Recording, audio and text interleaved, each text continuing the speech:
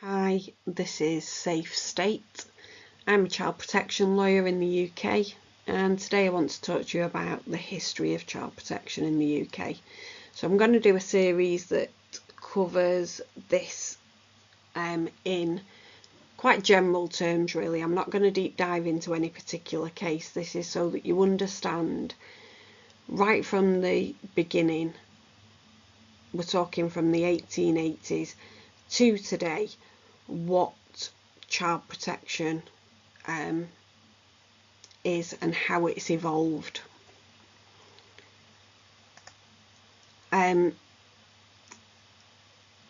So it's fair to say that most of us, we think that children have got the right to grow up in an environment that's nurturing, safe and free from harm, and that we've all got a responsibility to do what we can to make that a reality.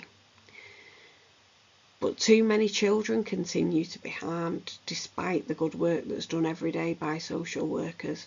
And I work with social workers on a daily basis, so I can tell you that they do work really hard. They care about their jobs, but they are really overstretched. In the UK, there isn't one centralised child protection system or body that's responsible for child protection. It's each individual local authority, and they're governed by Ofsted, which is the same as who governs schools. And they work with partner agencies to make sure that they're using a multi-agency approach to child protection. We've got to remember that it's a balancing act. On one side, we've got the need to protect children, and sometimes that means we have to remove them from the families, and that's a really draconian measure. So we've got to be sure that it's the right thing to do. And on the other hand, we've got human rights of the whole family. There's a key piece of guidance that social workers use, and that's called working together to safeguard children. It's been around for quite a long time, but the core principles of that really are working together with partner agencies,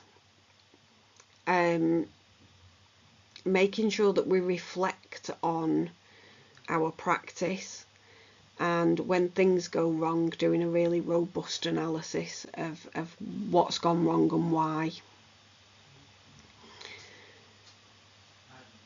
Where children either die or are seriously harmed because of either abuse or neglect, there are a number of things that happen. So the first thing that happens is there's a rapid review that's done by the local authority, the police and the NHS. That's got to be done within 15 days. And the reason that it's such a short period of time is because what we're looking at is what needs to be done immediately to protect others and make sure it doesn't happen again. Once that's been carried out, then a more in-depth review is carried out, and at the moment that's called a serious case review. And that delves into what the processes are, what procedures are, any systemic failures, any individual failures, were there any training needs for that person. And if that isn't enough, then we can look at requesting a public inquiry. Now, they take quite a long time, but actually they are really useful in certain circumstances, and they can really make a difference.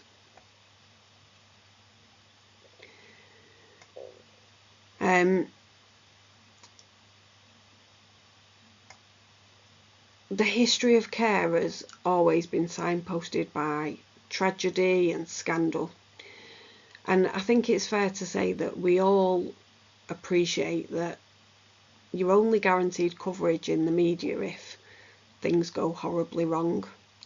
We don't often celebrate successes. We don't celebrate those cases where families are struggling and we put support in place and it helps them to stay together safely. And that's always the initial goal. How can we make it so that children can stay at home but in a safe way?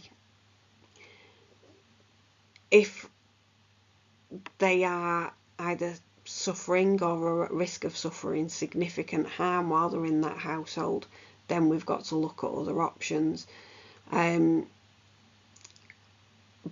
But the initial goal is always keep children with their parents, but do it in a safe way. But what we've got to have is an ability to learn from our mistakes. And that's a really great social work characteristic that I think often exists, but we do need to get better at it.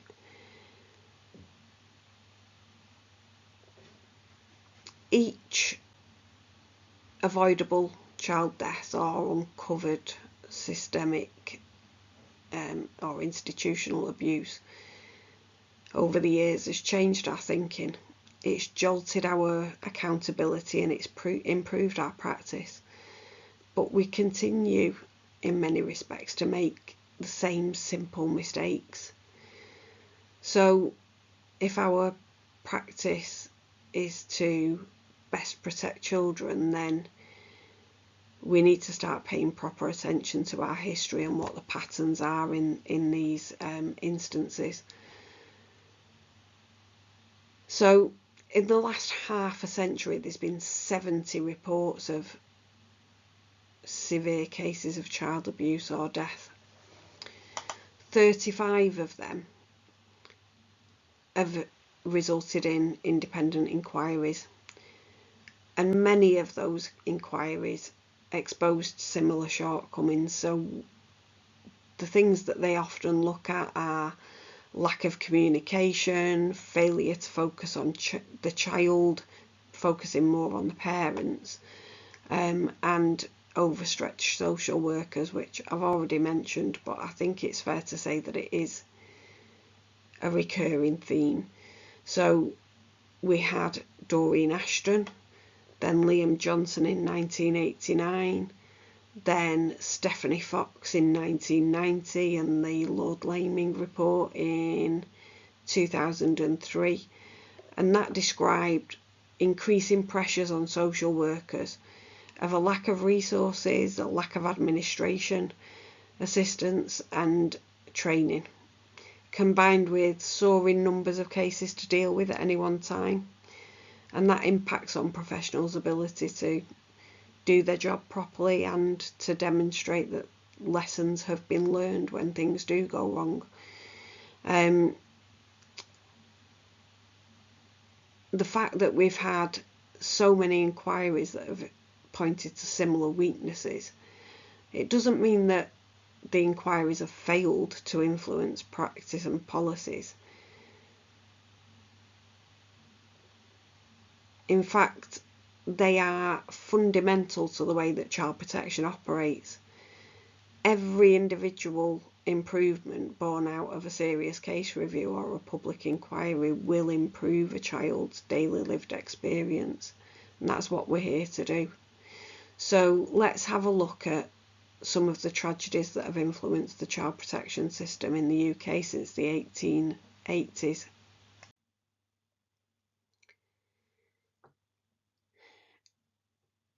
In the 1880s, rhetoric such as spare the rod and spoil the child was commonplace. Cruelty was accepted at home and in schools. And at that point in time, parental rights were paramount. It wasn't the child's best interest that was paramount, like in today's system and society. So parents knew what was best for their own children. They could delegate the responsibility to others if they chose to do so. And the general view was that physical punishment was essential to establish obedience. Everybody knew that. Watley Cook-Taylor wrote, "I would far rather see even a higher rate of infant mortality prevailing than intrude one iota on the sanctity of the domestic hearth.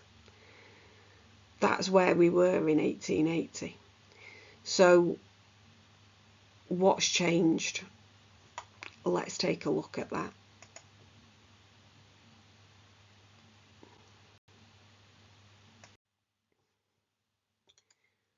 Let's take a look at Harry Gossage. So he was 10 years old in 1888.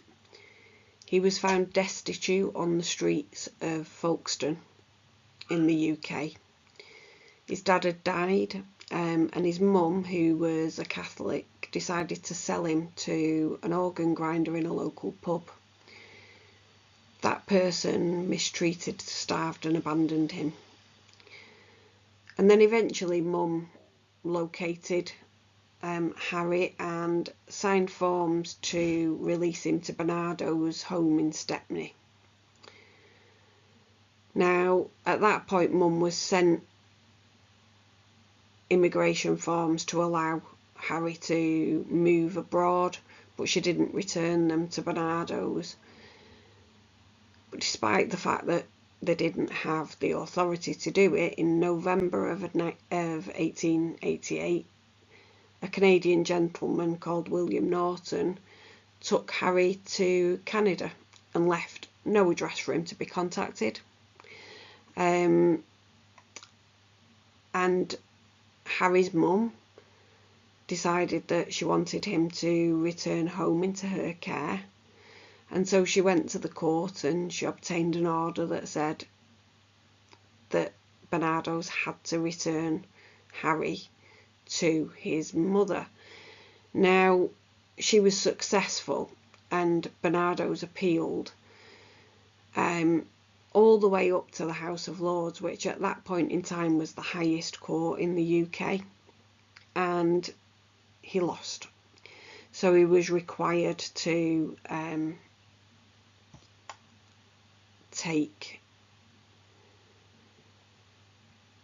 to find Harry and to return him to Mum. The next case is Martha and Ty. Now, in the spring of 1888, her mum consented to her being admitted to a Bernardo's home for 2 years. And the reason that she did that was because her boyfriend at the time was convicted of essay of Martha. I'm not going to say the words because of YouTube's policies, and I don't want it to impact on the reach of the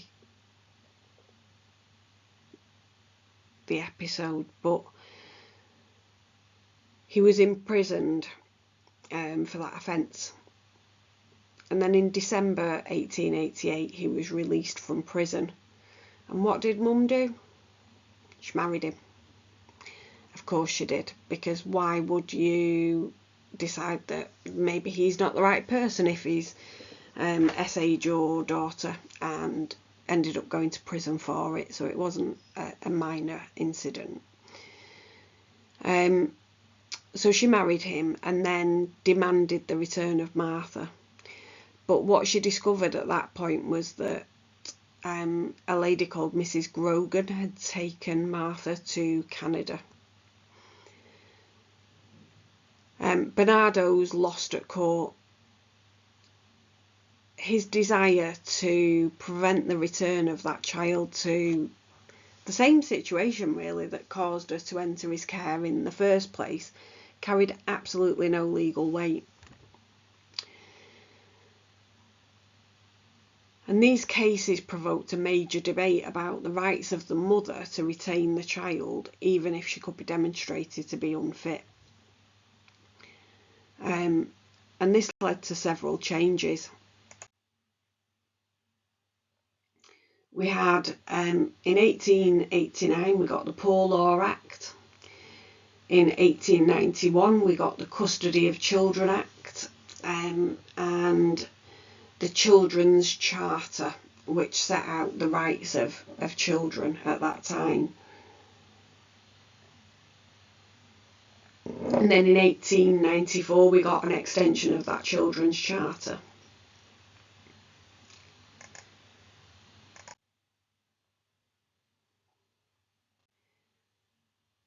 That was some of the children who were helped by Barnardo's.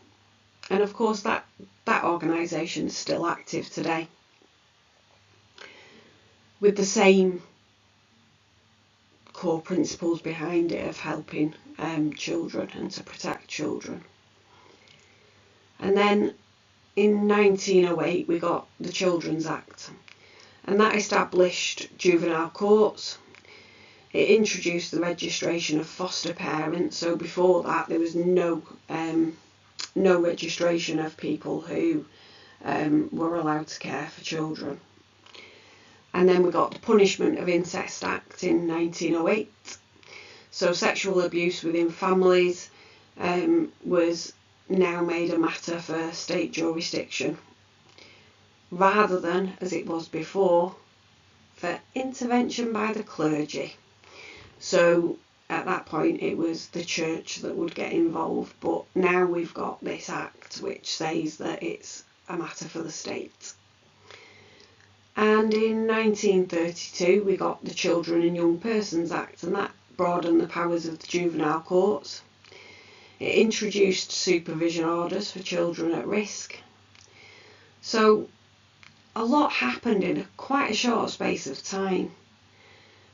In 1933 we got the Children and Young Persons Act, which consolidated all existing child protection law into a single piece of legislation. So instead of having these little bits of statute, we got one centralised thing that provided a framework. So at this point we had the beginnings of our child protection system. However, the tragedies and constant changes didn't stop there. So let's dive into the 1900s. But just remember, this is a run through of what's happened, and I'm going to be doing a deep dive into some of these cases in the future, so you need to look out for that.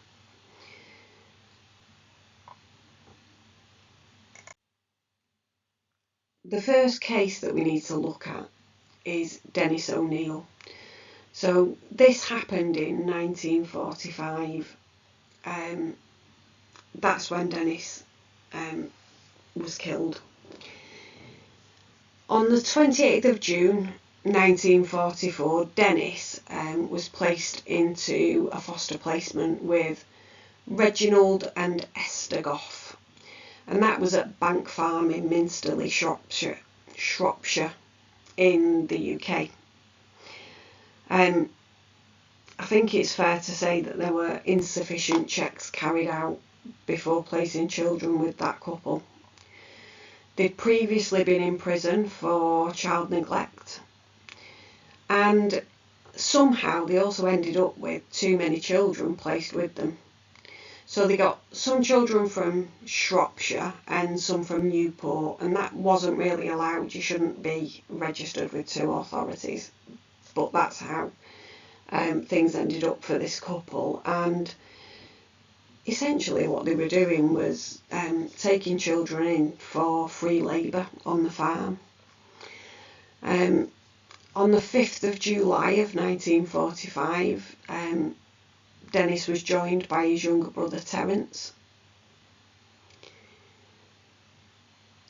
And because there was this registration issue between Shropshire and Newport, there weren't sufficient arrangements and agreements put in place between the two authorities. So Dennis and Terence had come from Shropshire and from Newport, and then were moved to a placement in Shropshire. So there should have been communication between the two authorities about who was going to visit the children and make sure they were okay and that type of thing. On the 9th of January of 1945, Dennis was killed. He was 12, and he was killed by his foster dad. His death was the result of acute cardiac failure, and that was caused by violence to his chest and back.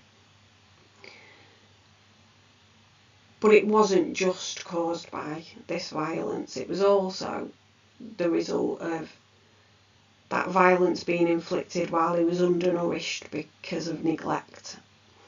They were barely fed while they were there. Now, because it garnered so much attention, this case, there was an inquiry chaired by Sir William Monckton, and it was probably the first one of its kind.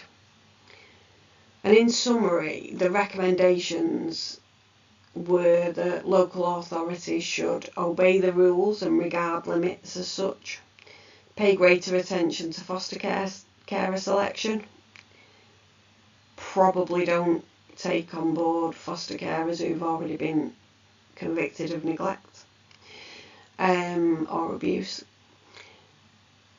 insist on all medical requirements, ensure supervision by competent people, ensure the duty of care is not put aside, however great the pressures may be of other burdens. So the inquiry found that Dennis had died of cardiac failure after being struck with several heavy blows to the chest. He was beaten with a stick. He was undernourished, thin, wasted, well below the normal average weight for his age. He had a number of septic ulcers on his feet. His legs were severely chapped. He was basically forced to work solidly in completely inhumane conditions. He was beaten when he didn't do things correctly, and they weren't fed properly.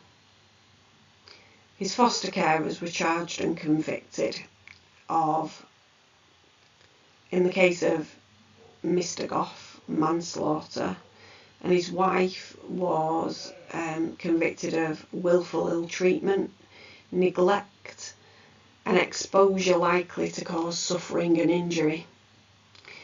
That was later amended to manslaughter on the 12th of February of 1945. Dennis, this wonderful little boy, he didn't die in vain. His death prompted and contributed to significant changes and improvements in the child protection law in the UK.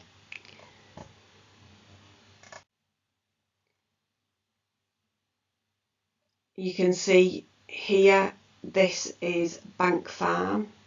This is the entrance into the place. Now look at the pictures. Look closely. It looks like it should be an ideal place to bring up your children. Absolutely idyllic. But it wasn't. Appearances can be very deceptive. And that farm is here. It's in Minsterley in Shropshire. Agatha Christie actually wrote a play called Three Blind Mice that was based on this case. And it was eventually turned into a play that was one of the longest running plays in theatre. And his little brother Terence, who survived, he's written a book about his experiences at Bank Farm. Now, one of the things that case led to was the Curtis report, which happened in 1946, and it was a report by the Care of Children Committee, and that was chaired by Dame Myra Curtis, which is why it was named as it was, the Curtis report. And you'll see here, this is Dame Myra Curtis. The remit of that was how care was provided to children who weren't able to live with their own parents or relatives.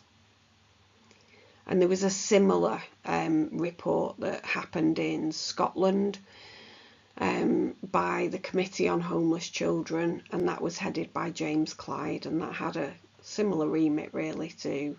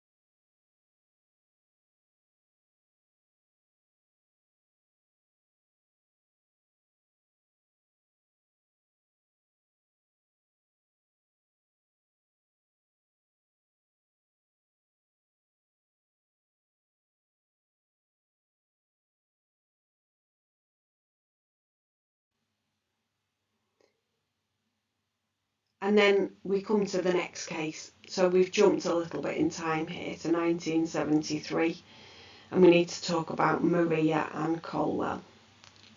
This little girl was born in Hove in Sussex on the 26th of March of 1965, and her parents were Raymond and Pauline Colwell. And Maria was the fifth of 5 children. Dad left when Maria was only a few months old, and a little bit after that he died actually, so Mum was left to raise 5 children on her own, which in 1973 was not an easy feat. So some of the children went into foster care. Now, in fact all of them I think. So what the local authority did was they identified an aunt and uncle on Dad's side that were called Doris and Bob Cooper, and Maria went to live with them. Now, she was happy there, she was loved, just like she should be.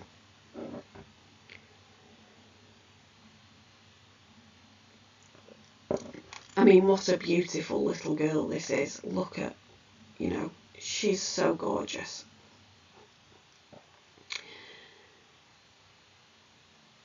And she just really doesn't deserve the care that she got from her mum. Now, once she'd gone to live with Doris and Bob, Mum found a new partner. He was called William Keppel, and he was a violent drunk that Mum was afraid of. And in June 1966, Mum decided to take Maria back into her care. But shortly after that, she realised that she wasn't going to cope, so she sent her back to Doris and Bob Cooper. And she stayed there for 6 years. And then Mum had 3 more children with William Keppel. But she always expressed a wish to have Maria back in her care eventually. And then in April 1970, so she's 5 at this time, Maria starts nursery and she's got a new social worker handling the case. And her mum at that point decided that she would quite like to have Maria back in her care. And when the social worker told Maria about this, she was distraught, really upset. But unfortunately, not much weight was given to her wishes. So between April and October 1971, Maria had some visits with her mum and William, and she hated it. She would scream and cry and kick whenever she was taken from Doris. And every time she would have to visit with her mum and William, she would hide. She was fearful of not being taken back to the Coopers after the visit. And it was so bad that the school actually expressed their concerns about it. But unfortunately, the court decided that there should be a trial of Maria moving back to her mum's care. And what happened? Well, Maria ran away.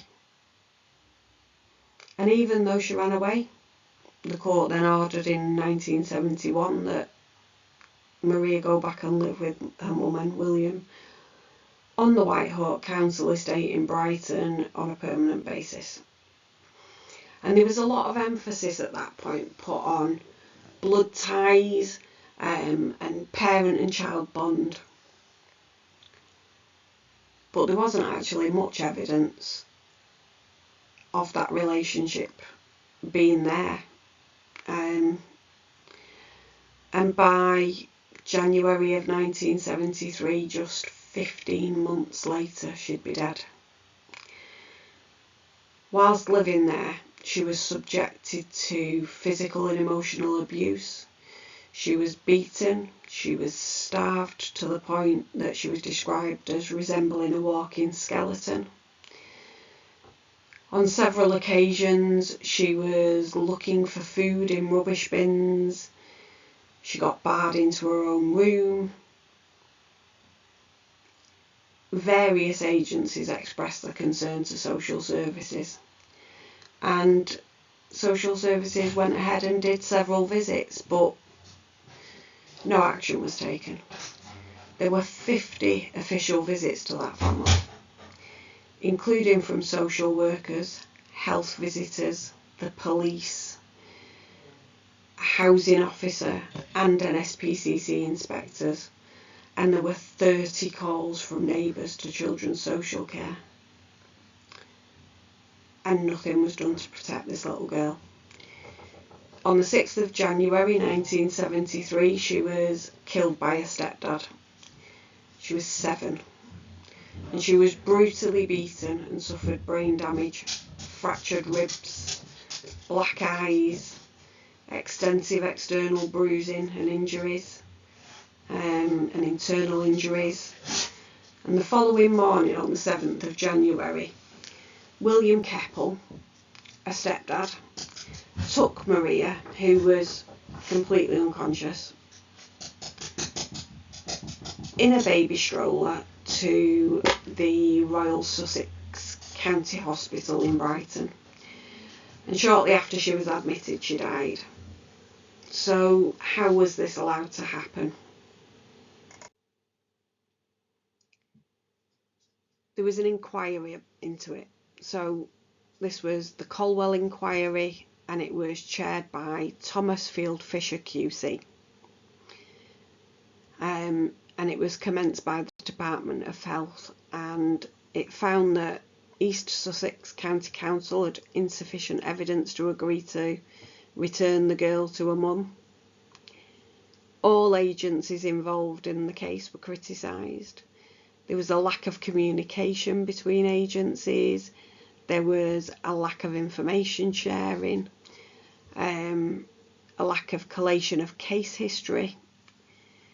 GPs, social workers, hospital staff and teachers were not sufficiently trained to detect or take action on abuse in the home, and there was inadequate training for social workers, and there was poor recording procedures. And this led to changing the legislation and the law surrounding child protection, and that's continued to evolve over the years. But at that point it developed area child protection committees, which coordinated local efforts to safeguard children at risk. And then in 1974 it introduced the child abuse registers, and in 1975 there was the Children Act, which established the role of an independent social worker who would ensure the best interests of the child during court proceedings. So today that person's called a children's guardian, but I think previously it's been called, amongst other things, a guardian ad litem. And really they're there to represent the child's interests and wishes. It was highlighted the importance of the child's welfare being at the centre of every decision that's taken by a court. In 1974, well, between 1974 and 1982, 18 more serious case reviews took place, and these children, they all deserve to be remembered. They were failed by those people who should have loved them and cared for them the most, and they were failed by the local authorities who didn't protect them. In 1974, David Lee Naseby was killed by his parents. In 1975, Neil Howlett, aged 3, and Stephen Muirs, aged 1. Now, he was killed by his mum, despite the GP knowing that his mum was seriously depressed, and the health visitor was never allowed to see Stephen. But she believed that because the other siblings were fine, so must he be. And that's a common misconception, because often there is one child who is scapegoated in a family. And the social workers in that case, they received complaints from family and neighbours about inadequate care, but none of the professionals who were given information knew about the information held by other agencies, and this is one of the biggest flaws in the system. If agencies don't work together effectively, what happens is they've all got one individual piece of the puzzle, but it's only when you see the jigsaw put together as a whole that you get a real understanding of what the risks are. In 1975, we've got John George Auckland and Lisa Godfrey, and Baby Specterman. Now, Baby Specterman died in a Lambeth children's home, and that was in really shocking circumstances. So she was found dead, harnessed to a top bunk bed. There was an internal inquiry, but no independent inquiry or police investigation. In 1976, we had Wayne Brewer, who was 4 years old, who was beaten to death by his stepfather, Nigel Briffett. And the courts returned him to his parents, despite the social workers' protests. In 1977, there was Richard Fraser, who was only 5. And then in 1978, Darren James Clark, who was 4 at the time, was beaten to death by his mother's partner, Charles Courtney. And that was despite the best efforts of his family members to alert authorities to his abuse. In that same year, 1978, we had Simon Peacock, Karen Spencer and Malcolm Page, and Lester Chapman, who was subject to physical abuse at the hands of his mother, Linda, who described beating him on the 30th of December in 1977, so 5 days after Christmas Day. Imagine that. You've got all your presents. You're in that happy holiday period, and your mum beats you, in her words, harder than she had ever done before. And then later she went out to the pub, leaving all of the children unsupervised. And at that point Lester ran away, but he was found and returned. He was seen by a police surgeon, but they described the beating as trivial, and that was despite finding 8 wheals on his right buttock and 3 on his left, with some of them having broken skin. So social workers sent him home because of what the police surgeon had said. And then on the 11th of January, so less than 2 weeks later, he ran away again. And he told his friends at that point, and this is just devastating to think about, he told his friends that he was going to run away and get killed by a train. And he told another friend that he was going to jump in a river. Now that night, the 11th of January, it was the coldest night of the year. And he was found 45 days later having died in a storm drain. The inquiry was chaired by Mr. John Hall QC, and that found that there was enough evidence on the 30th of December, so that first time he ran away, to remove him from home and obtain a place of safety order. So that's what we would call an interim care order today, and that is when we need to remove a child from the home. So that was an entirely preventable death. And then we had, in 1979, Lucy Gates. Her mum was a single mother of 3 children, aged 8, 6 and 2. So Lucy was the youngest. She was 2 years old.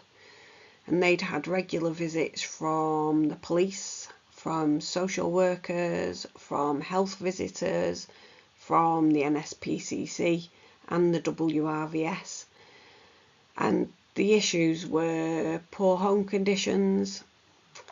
There were 108 complaints about the welfare of the children and 35 hospital visits. There were various conferences held, and it was decided they could be supported as a family unit. And then on the 31st of May of 1979, Mum went to the pub 6 miles away and left the children on their own. An electric fire in the house fell on Lucy, 2 years old, remember. That electric fire fell on her and inflicted fatal injuries. Imagine how much she suffered, and all she will have wanted at that point would have been a mummy who was in the pub 6 miles away without a care in the world. There was an independent inquiry, and that heavily criticised children's social care at that point for not removing the children prior to that. In 1980 we had Jason Caesar, who was aged 20 months, Paul Stephen Brown, who was 6 years old, and Carly Taylor, who was battered to death by her mum. Now, her mum had substance misuse issues and suffered from what was described as violent rages. The health visitor had been unable to gain access to Carly on half of her visits. That was a clear red flag, but it wasn't acted on. And then in 1981 we've got Maria Memedadji, and she was 11 months old. She died from injuries sustained at the hands of her dad, and an independent inquiry cited major failings by medicals and children's social care. Health visitors in that case had asked the GP to attend and see Maria because they feared that she had suffered a non-accidental injury, but the GP just refused. In 1981 there was a Bradford area review committee into child abuse generally, and in 1982 there was a Department of Health and Social Care child abuse, a study of inquiry reports between 1973 and 1981. So somebody sat down at that point and said, right, for the last period of 8-9 years, we're going to have a look and see what's happened and what the overall learning is from that period. And that's a really good tool that can be used.